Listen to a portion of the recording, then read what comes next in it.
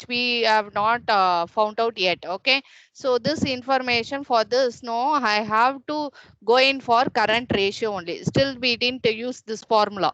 This ratio we didn't use yet. Okay, so current ratio they have given us 2.9 times. Okay, because you know that current assets, it includes cash, stock, data, everything. With other information, I found out stock, I found out data, but still I didn't find out about other current assets here. Okay, but specifically they have given us cash.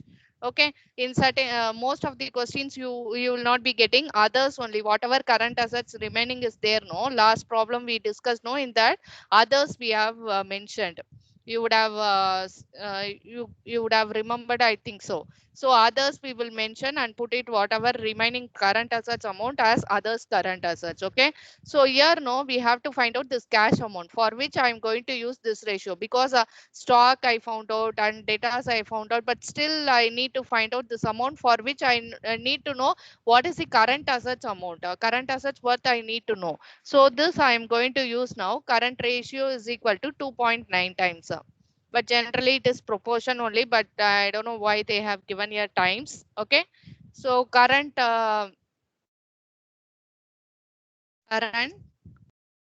ratio is equal to 2.9. Okay, so now what is the current ratio formula? Current ratio formula is current assets divided by current assets divided by current liabilities.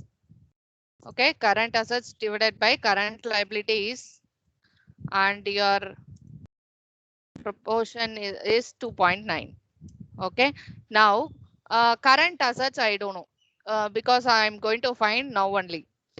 So I have to consider it as X, even though I know stock amount and debtors amount, even specifically I don't know what is other current assets worth. So current assets I don't know here. So I'm going to keep it as X only. Now current liabilities is the denominator. Current liabilities, if you see, no, current debt we have already find out previously. If you see here, the current debt amount is 4,20,000. Okay, so we have found out this amount already. So current debt is nothing but current liability, short-term obligation. So current debt or current liability is 4,20,000. Now this amount only we are going to use here. So current assets I don't know. Current liabilities is 4,20,000. Okay, now is equal to 2.9. Okay, now you have to find out X. So how to find out? X is equal to, that is your current assets. X is equal to 4,20,000 into 2.9. This 4,20,000 into 2.9. If I do, I will get my total current assets into 2.9. Just find out how much you are getting. This has to be mentioned in rupees because it is current assets. Just find out how much you are getting. 4,20,000 into 2.9.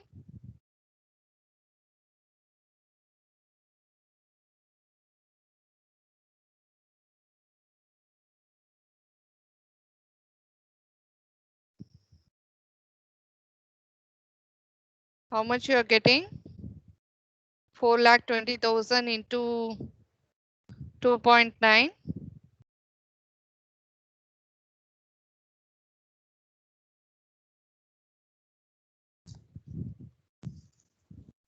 Ma'am, 12,18,000, ma'am. 12,18,000. Okay. So this is your total current assets worth. So next line we can also mention as current assets is equal to rupees 12,18,000. Okay. Now your total current assets worth is 12,18,000. Okay, so total current assets is 12,18,000. Current assets means generally it includes cash, stock, data, bills, receivable, prepaid expenses, accrued income, everything it is comprised of. It includes all the components. Okay, each and every component. But here no, they are in question. They have directly given only these items are required. Cash, stock, data only they are requiring us. Already we know stock and data's information. Okay, so stock amount we know that already we calculated and kept. So stock amount, if you see here, it is 5 lakhs. Okay, that is your inventory is 5 lakhs, and data's amount is 5,75,000. Now this is your stock and data's information. So if you subtract these two from your total current assets, you will be getting your other current assets. Here others we cannot mention because cash amount they are specifically telling you cannot do anything for calculating cash.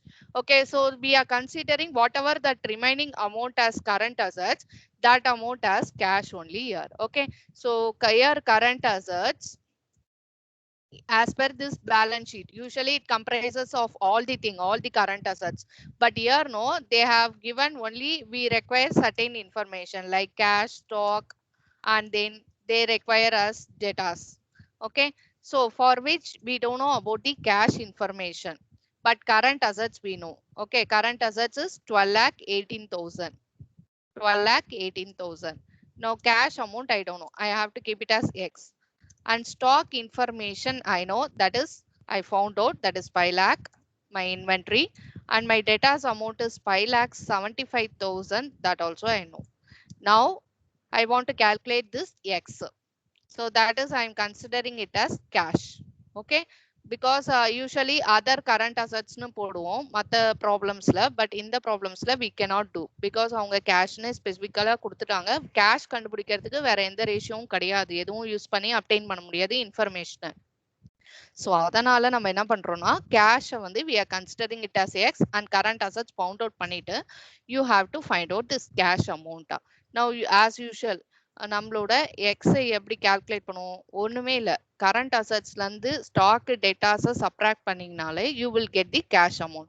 So 12 lakh 18,000ல if you subtract 5 lakh of stock, 5 lakh as stock and 5,75,000, remaining amount will be your cash amount, that is your X.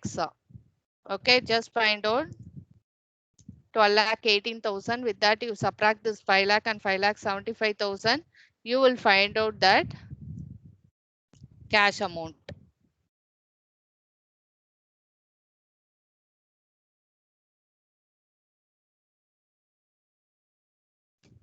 How much you are getting, you have to mention in rupees. 1 lakh 43,000. I am getting as 1 lakh 43,000. Just verify whether you are also getting the same amount. Okay. So this is our cash. Okay. So now if you see, we have found out all the details, whatever they are asking. But usually in problems, you will not be given that balance sheet and they will not ask you to fill in all like this also. Okay. You have to prepare the balance sheet and you have to see what all the items we can calculate, and then we can prepare balance sheet. You have to think about that. Okay. But here they have given each and every items, all these information are required. They have told you clearly. So with which we are going to calculate everything. So if you see all these items we calculated, and we have to prepare the balance sheet. So balance sheet as it consists of two things. One will be your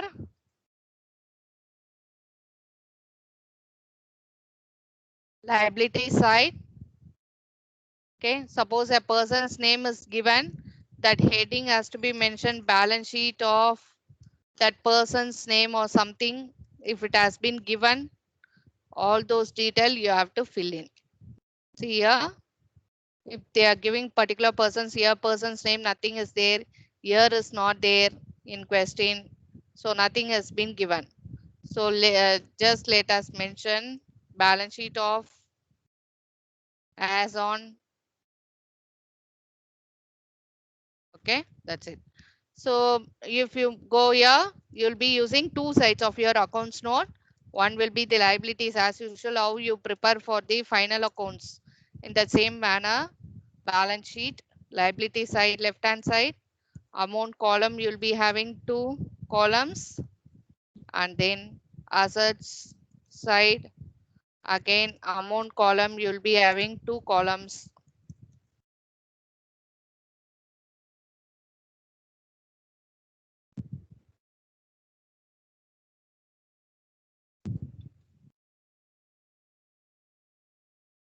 Now, whatever given in the question, no, you have to just fill in that one.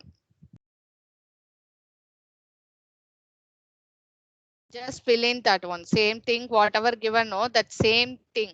Net worth mean net worth, all those things. Net worth, long-term debt, current debt, everything you fill in that same manner. Fixed cash, stock, data, whatever is there, no, you similarly fill in that same thing. Usually according to our own this one we used to fill in, but here they have given. So in that same manner you try to adapt current debt, okay, and then long term debt, whatever given, no, as per that same format you just go. Long term debt, okay, this side they have given as fixed, then cash, and then stock, and then debtors. So now just we want to fill in. I think it's net worth is 10 lakh. Straight away we can go, no calculation is there. And current debt, we know current debt is actually 4 lakh 20,000 current liabilities. Okay, 4 lakh 20,000. And long term debt that we have found out. See here, long term debt is 3 lakh 30,000. 3 lakh 30,000.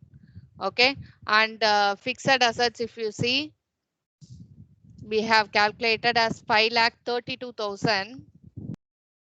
Please enter this amount 5 lakh 32,000, and cash amount is 1 lakh 43,000. 1 lakh 43,000. Stock amount is 5 lakhs. Everything you can go through here itself. So I am not scrolling now because here itself available. Cash amount is 1 lakh 43. Debtors is 5 lakhs. Sorry, stock is 5 lakhs and debtors is 5 lakh 75,000. That same amount you can enter here. Okay. Now just see whether your balance sheet total is getting tallied on both the asset side and liability side. Just verify how much you are getting. 10 lakh plus 4 lakh 20 plus 3 lakh 30. I think so it's 17 lakh 50,000. You also just calculate. Similarly, here also you just check 5 lakh 32,000 plus 1 lakh 43,000 plus 5 lakh 75,000. How much you are getting? Just total and see whether you are also getting that same 17 lakh 50,000.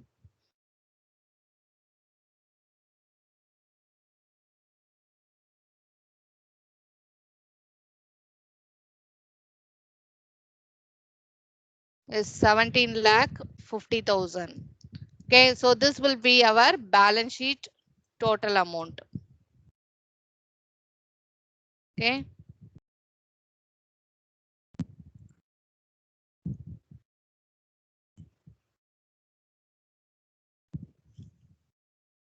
So in this problem, if you see, they have given you certain amount, certain information they have given with which we have to calculate all those detail. So you have to apply your mind and see to that what all things we can calculate. So if one information is given, no other information we can automatically find out.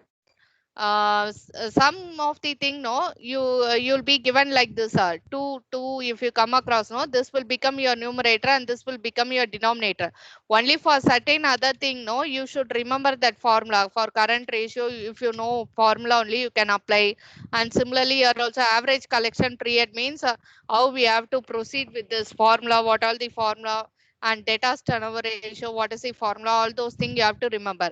For other things, no, just if they give like this, net sales will be the numerator and inventory will be the denominator. So you can easily use that and you can substitute. So one information you have to derive, how you derive in max, no, that same way you have to continue here also. So sales, if they give with sales, you can find out net worth amount. If net worth amount is known, no, then current debt you can easily calculate. Net worth is known, you can calculate total debt easily. Okay, and then total debt and current debt, if you subtract, no, you will get your long term debt. Okay, so like this only you have to fill in all the information. Next, moving on to this one means, if current ratio is given, assets divided by current liabilities, current debt we already know, current liabilities we already know, with which you can find out current assets amount. Okay, and then net sales to inventory means, net sales you already know, inventory you want to calculate, you will calculate that amount. Average collection period, with that, no, you have to calculate debtors turnover ratio. If debtors turnover ratio and credit sales is known to you, you can find out the average accounts receivables amount, that will be your debtors amount here. Okay, then fixed assets to net worth means, net worth amount if you know, then fixed assets you can calculate easily. So like this only you have to derive each and every item. Okay, and at last current assets total worth if you know, and stock and debtors you know. From total current assets, if you subtract stock and debtors, you will get your cash amount or other current assets. Sometimes other current assets, sometimes here cash they have mentioned, so better to mention as cash itself. Okay, so like this only you have to derive each and every item. Okay, so first, yeah, you cannot go in order for some questions. You have to go through the entire question, where and all we can find out, we have to see like that only, and then only we can calculate this kind of problems. Okay, and you have to prepare the balance sheet and see that whether your balance sheet amount is getting tallied on both the sides. That is very important. Even though you calculate certain ratios, everything as correct also, but if you miss certain items, if you find out some wrong answers for certain items, no, then your balance sheet amount will ultimately will not get tallied here. Okay, so you have to see whether all the items you have calculating in the right manner, and your balance sheet at the end it is getting tallied or not, you have to just take it over, then only your entire sum is right. So you might get this kind of problem as 10 marks or 15 marks in your university exams. You cannot skip this type of questions because it is compulsorily coming in your 10 or 15 marks questions. Okay, so only if you are thorough with the basic ratio analysis problems, that is how to calculate ratios, each and every ratios, and how to calculate that particular numerator or denominator, what are the components comes under that. If you are thorough with that only, you can proceed with this kind of problem. Okay, so you have to apply your mind, which one we don't know, that we have to keep as x, and with other information you can calculate this x. So like this only, this problem entire sum it goes about. Okay, and at last you have to prepare balance sheet like this. Okay, most of the question they won't give the balance sheet format as we discussed in this question. It is you have to find out all the items and you have to put it under the balance sheet. Okay, so you have to tally the balance sheet amount like this.